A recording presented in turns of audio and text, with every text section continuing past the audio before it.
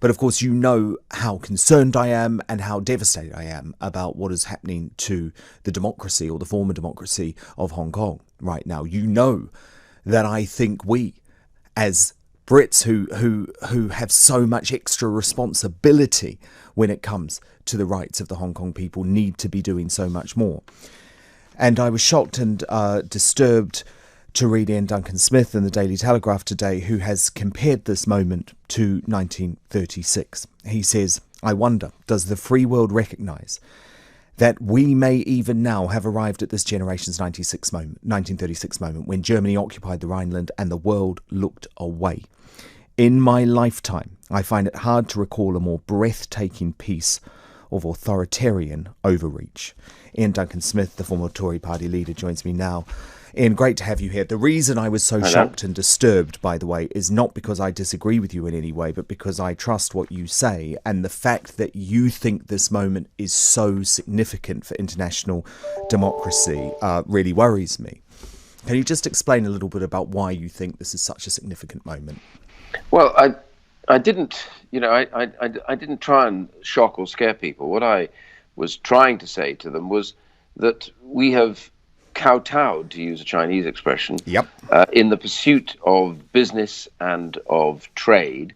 And the more we've traded, the more we've got involved in setting up factories and buying many, many goods from China, the more dependent we've become on China, the less we've really been able, it seems to me, to be openly critical of their behavior. And yet that behavior has got worse, particularly worse since President Xi has arrived. I remember when I was in government in 2010 to 2016, I remember this great rush to this golden era, decade that we were supposed to be, where we were going to do huge amounts of business with China. They were going to throw a lot of money at the UK. We were going to buy lots of goods from them, sell lots of goods.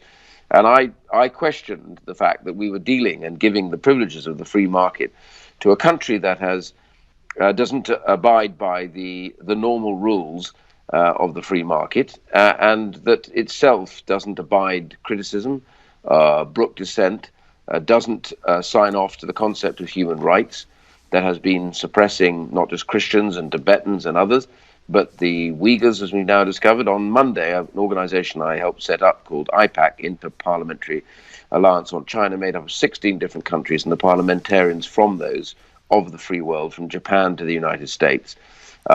We published a report which showed through Chinese documents that they have been forcibly sterilizing Uyghur women in China to basically get rid of much of that population which causes them trouble.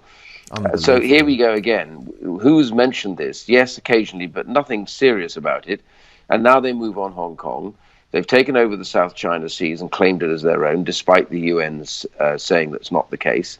And Hong Kong now is being brought to book, because although they signed this concept of one country, two systems, it's clear they were aiming at Taiwan for that, to persuade Taiwan to come on board. But since Taiwan has elected another very strongly anti-Chinese Communist Party government, they've changed their tune, and now they're cracking down on Hong Kong because they don't want to brook any dissent, and they're planning to be ready to be able to eventually take Taiwan. So the West has got to wake up to the fact that we've got to do something about this, and it's hugely, I think, economic at this stage, because that's the thing I think China fears most of all.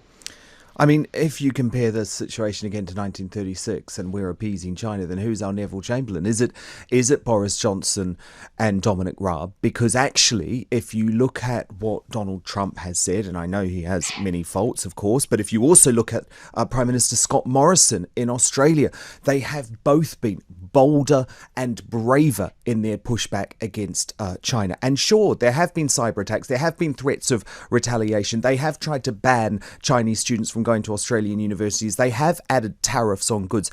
But surely, Iain Duncan Smith, it's the morally right thing to do, and that's what matters here.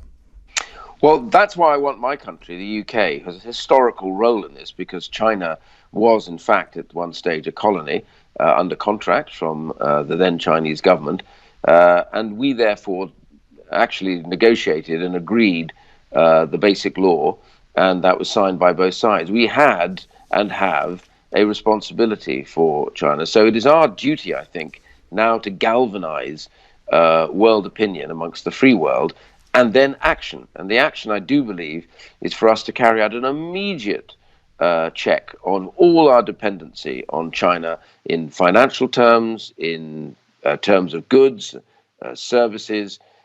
Good examples of that are 5G with Huawei and 4G where they're embedded. All these areas where Chinese companies have got these businesses, we need to review just exactly how strategic they are and whether or not we should massively now reduce that dependency. And we should, as I've said, IPAC, this Inter-Parliamentary Alliance on China, is working together to persuade our governments across 16 nations to do just this, to come together. No one nation can do this alone. We have to come together now and say, look, China has abandoned all pretense of diplomacy, all pretense of cooperation, and they've now decided by the years 2040, I think it was President Xi that said this, they would be the dominant economic power and the dominant military power in the world. And that is something simply that the free world cannot brook.